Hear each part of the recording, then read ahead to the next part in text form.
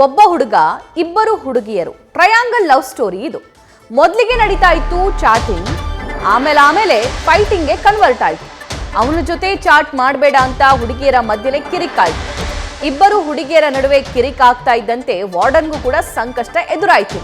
Triangle love ಸ್ಟೋರಿಗೆ break ಹಾಕೋದಕ್ಕೆ ಪ್ರಯತ್ನವನ್ನ ಪಡಲಾಗ್ತಾ ಇತ್ತು. ಕಡಿವಾಣ ಹಾಕಲು ಯತ್ನಿಸಿದಂತಹ ವಾರ್ಡನ್ಗೆ ಈಗ ಹೊಸ ಸಂಕಷ್ಟ ಶುರುವಾಗ್ಬಿಟ್ಟಿದೆ. ರಾಯಚೂರು ನಗರದ ಡಿ ದೇವರಾಜ್ ಅರಸ್ ಹಾಸ್ಟೆಲ್ನಲ್ಲಿ ಆಗಿರುವಂತಹ ಟ್ರಯಾಂಗಲ್ ಲವ್ ಸ್ಟೋರಿ ಇದು.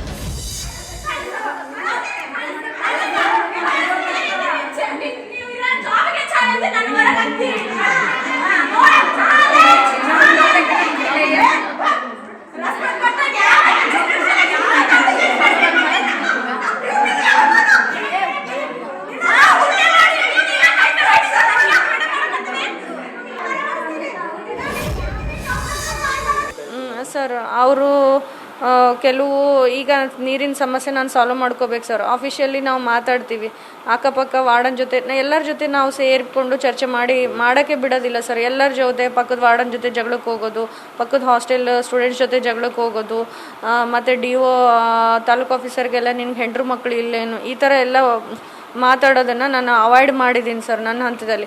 ಹೀಗೆ ಒಂದು ವಾರದ ಮುಂಚೆ ನಮ್ಮ ವಾರ್ಡನ್ ಮೇಡಮ್ ಎಲ್ಲ ಪ್ರಯತ್ನ ಮಾಡ್ತಿದ್ದಾರೆ, ನೀವೇ ಆಫೀಸರ್ಸ್ ಏನು ಮಾಡ್ತಿದ್ದಿಲ್ಲ ಅಂತ ಎಲ್ಲ ಸರ್ಗಳಿಗೆ ತಿರುಗಿ ಬಿದ್ದು ನನ್ನ ಪರವಾಗಿ ಇದ್ದರು ಮಕ್ಕಳು.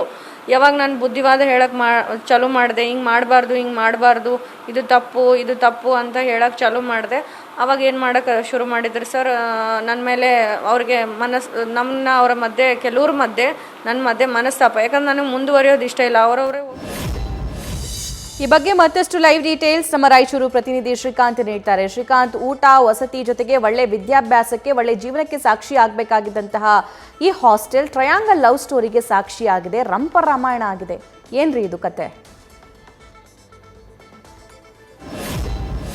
ಸಭಾ ನೋಡಿ, ಪ್ರೈವೇಟ್ PGಗಳಿರ್ತವೆ, ಸರ್ಕಾರಿ ಹಾಸ್ಟೆಲ್ಗಳಿರ್ತವೆ. ಯಾವ ರೀತಿಯಾಗಿರ್ತಕ್ಕಂಥ ವ್ಯತ್ಯಾಸವನ್ನು ನಾವು ಕಣ್ಮುಂದೆ ನೋಡ್ತಾ ಇರ್ತೀವಿ. ಯಾವ ಜಿಲ್ಲೆ ಆದ್ರೂ ಸಹ ಪ್ರೈವೇಟ್ಗಳಲ್ಲಿ ಸ್ವಲ್ಪ ಸ್ಟ್ರಿಕ್ಟಾಗಿ ನೋಡ್ಕೊಳ್ತಾರೆ ಅಲ್ಲಿನ ಪಾಲಕರು. ಆದರೆ ಸರ್ಕಾರಿ ಹಾಸ್ಟೆಲ್ಗಳಲ್ಲಿ ಸ್ಟ್ರಿಕ್ಟಾಗಿ ಯಾರು ನೋಡ್ತಾರಲ್ಲ ಅವರನ್ನೇ ಟಾರ್ಗೆಟ್ ಮಾಡಿ ವಿದ್ಯಾರ್ಥಿಗಳು ಅವರನ್ನು ಸಸ್ಪೆಂಡ್ ಮಾಡಿಸುವಂತಹ ಮಟ್ಟಕ್ಕೆ ತಲುಪ್ತಾ ಇರುವಂಥದ್ದು ಶೋಚನೀಯ. ಈ ರೀತಿಯಾಗಿರ್ತಕ್ಕಂಥ ಪ್ರಕರಣ ರಾಯಚೂರು ನಗರದಲ್ಲಿರುವಂತಹ ಡಿ ದೇವರಾಜು ಅರಸ್ ವೃತ್ತಿಪರ ಹಾಸ್ಟೆಲ್ನಲ್ಲಿ ಆಗಿರುವಂಥದ್ದು. ಸಭಾ, ರಾಯಚೂರು ನಗರದಲ್ಲಿ ಏನು ಹಾಸ್ಟೆಲ್ ಇದೆಯಲ್ಲ ಭಾಳಷ್ಟು ವರ್ಷಗಳಿಂದನೂ ನಡೀತಾ ಇದೆ. ಏನು ಬೋಳಮಾನ ದೊಡ್ಡಿ ರೋಡ್ ಅಂತ ಬರುತ್ತೆ, ಅಲ್ಲಿರುವಂತಹ ಒಂದು ಹಾಸ್ಟೆಲ್ನಲ್ಲಿ ಏನಾಗ್ತಾ ಇದೆ ಅಂತಂದರೆ, ಸಂಜೆ ಆದರೆ ಸಾಕು ಹುಡುಗರು ಹಾಸ್ಟೆಲ್ ಹೊರಗಡೆ ಇರ್ತಾರೆ, ಬಾಯ್ ಫ್ರೆಂಡ್ಸ್ನ ಕರೆಸ್ಕೊಂಡು ವಾರ್ಡನ್ಗೆ ಬೈತಾರೆ ಅನ್ನೋಂಥ ಒಂದು ಆರೋಪವನ್ನು ಸಹ ಮಾಡ್ತಾ ಇದ್ದಾರೆ. ಒಬ್ಬ ಬಾಯ್ ಫ್ರೆಂಡ್ಗೆ ಇಬ್ಬಿಬ್ರು ಹುಡುಗಿರು ಚಾಟ್ ಮಾಡೋದು, ಅವನಿಗೆ ನೀನು ಚಾಟ್ ಮಾಡಬೇಡ, ಇವನಿಗೆ ನೀನು ಚಾಟ್ ಮಾಡಬೇಡ ಅನ್ನೋಂಥದ್ದು ಕಿತ್ತಾಟನೂ ಸಹ ಭಾಳಷ್ಟು ಸರ್ತಿ ಆಗ್ತಾ ಇರ್ತವೆ ಅನ್ನೋಂಥ ಒಂದು ಮಾಹಿತಿಯನ್ನು ನ್ಯೂಸ್ ಫಸ್ಟ್ಗೆ ಈ ಒಂದು ವಾರ್ಡನ್ ಏನಿದಾರಲ್ಲ ಹಾಸ್ಟೆಲ್ ಪಾಲಕಿ ನಿರ್ಮಲಾ ಅವರು ನಮಗೆ ಮಾಹಿತಿಯನ್ನು ನೀಡಿರುವಂಥದ್ದು. ಇವೆಲ್ಲ ಒಂದು ಘಟನೆಗಳನ್ನು ನಾನು ವಿರೋಧಿಸಿರುವಂತಹ ಕಾರಣದಿಂದಾಗಿ ನನಗೆ 4-5 ದಿನಗಳಿಂದ ನನ್ನನ್ನು ಟಾರ್ಗೆಟ್ ಮಾಡ್ತಾ ಇದ್ದಾರೆ ವಿದ್ಯಾರ್ಥಿಗಳು. 4-5 ವಿದ್ಯಾರ್ಥಿಗಳು ನನ್ನನ್ನು ಟಾರ್ಗೆಟ್ ಮಾಡಿ ಸಸ್ಪೆಂಡ್ ಮಾಡ್ತೇನೆ ಅನ್ನುವಂಥ ಒಂದು ನಿಟ್ಟಿನಲ್ಲಿ ನನಗೆ ವಾರ್ನಿಂಗನ್ನು ಮಾಡಿದ್ದಾರೆ ಅನ್ನುವಂಥ ಒಂದು ಮಾತನ್ನು ವಾರ್ಡನ್ ಹೇಳ್ತಾರೆ. ನಾವು ಗಮನಿಸಬೇಕಾಗಿದ್ದೇನು ಅಂತಂದರೆ, ಇಲ್ಲಿ ಜಿಲ್ಲಾಡಳಿತ, ಜಿಲ್ಲಾ ಪಂಚಾಯತ್ ಇದಕ್ಕೆ ಸುಪ್ರೀಂ ಆಗ್ತದೆ. ಆದರೆ ಈವರೆಗೂ ಸಹ ಕ್ರಮಕ್ಕೆ ಮುಂದಾದ್ರೂ ವಿದ್ಯಾರ್ಥಿಗಳನ್ನು ಕಡಿವಾಣ ಮಾಡಬೇಕು. ನಾನು ಇವಾಗ ಅಲ್ಲಿ ಸ್ಪಾಟಲ್ಲಿ ಹೋದ್ರೂ ಸಹ ಸಾಕಷ್ಟು ಲೋಪದೋಷಗಳು ಹಾಸ್ಟೆಲಲ್ಲಿ ಇರ್ತದೆ. ಈ ಎಲ್ಲ ಒಂದು ಲೋಪದೋಷಗಳನ್ನು ಹಾಸ್ಟೆಲ್ ವಾರ್ಡನ್ನು ಪ್ರಶ್ನೆ ಮಾಡಿದ್ರು ಅನ್ನೋಂಥ ಒಂದು ಕಾರಣಕ್ಕಾಗಿ ಹಾಸ್ಟೆಲ್ ವಾರ್ಡನ್ಗೆ ಸದ್ಯಕ್ಕೆ ಮೇಲಾಧಿಕಾರಿಗಳಿಂದ ತರಾಟೆಗೆ ತೆಗೆದುಕೊಂಡಿರುವಂತಹ ಒಂದು ಘಟನೆಯೂ ಸಹ ಆಗಿದೆ. 4-5 ದಿನಗಳಿಂದ ಈ ಒಂದು ಹಾಸ್ಟೆಲ್ನಲ್ಲಿ ಬಹಳಷ್ಟು ಕಿರಿಕಿರಿ ಆಗ್ತಾ ಇದೆ. ವಿದ್ಯಾರ್ಥಿಗಳು ಓದ್ಲಿಕ್ಕೆ ಆಗ್ತಾ ಇಲ್ಲ. ವೃತ್ತಿಪರ ಹಾಸ್ಟೆಲ್ ಇದು. ಈ ಒಂದು ಹಾಸ್ಟೆಲ್ನಲ್ಲೂ ಸಹ ವಾತಾವರಣ ಬಹಳಷ್ಟು ಹದಗೆಟ್ಟಿದೆ. ದೂರದ ಹಳ್ಳಿಗಳಿಂದ ಬಹಳಷ್ಟು ಜನ ಪೋಷಕರು ವಿದ್ಯಾರ್ಥಿಗಳನ್ನು ಬಿಟ್ಟಿರ್ತಾರೆ, ನನ್ನ ಮಕ್ಕಳು ಓದಲಿ ಅಂತೇಳಿ. ನಾವು ಸಹ ಸಾಕಷ್ಟು ಹಾಸ್ಟೆಲ್ಗಳಲ್ಲಿ ಓದಿನೇ ಬಂದಿರೋರು ಭಾಳಷ್ಟು ಜನ ಇರ್ತಾರೆ. ಆದರೆ ಈ ರೀತಿಯಾಗಿರ್ತಕ್ಕಂಥ ವಾತಾವರಣ ಏನು ಕ್ರಿಯೇಟ್ ಆಗ್ತಾ ಇದೆಯಲ್ಲ, ಇನ್ನೊಂದು ಮುಖ್ಯವಾದ ಅಂಶ ಏನಂತಂದರೆ ಸಭಾ, ಇಂತಹ ಹಾಸ್ಟೆಲ್ ಸರ್ಕಾರಿ ಹಾಸ್ಟೆಲ್ಗಳಿಂದ ಸುಮಾರು ಜನ ಹುಡುಗಿಯರು ಇದೇ ಹಾಸ್ಟೆಲ್ಗಳಿಂದ ಓಡೋಗಿರುವಂಥ ಬಾಯ್ ಫ್ರೆಂಡ್ಸ್ ಜೊತೆ ಓಡೋಗಿರುವಂತಹ ಘಟನೆಗಳನ್ನು ಆಗ್ತಾ ಇದ್ದಾವೆ.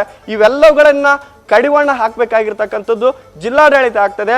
ವಾರ್ಡನ್ನು ಸ್ಟ್ರಿಕ್ಟ್ ಮಾಡಿದ್ರು ಅನ್ನೋಂಥ ಒಂದು ಕಾರಣಕ್ಕಾಗಿ ಅವರ ಮೇಲೆ ದುರುದ್ದೇಶದಿಂದ ಒಂದು ವಿದ್ಯಾರ್ಥಿಗಳು ಅವ್ರ ಮೇಲೆ ಟಾರ್ಗೆಟ್ ಮಾಡ್ತಾ ಇರೋವಂಥದ್ದು ಸದ್ಯಕ್ಕೆ ನಮಗೂ ಗೊತ್ತಾಗಿರುವಂಥ ಮಾಹಿತಿ. ಸಭಾ, thank you Srikanth. News first ನಿರ್ಭೀತಿಯಿಂದ ನಿಮ್ಮ ಪರವಾಗಿ.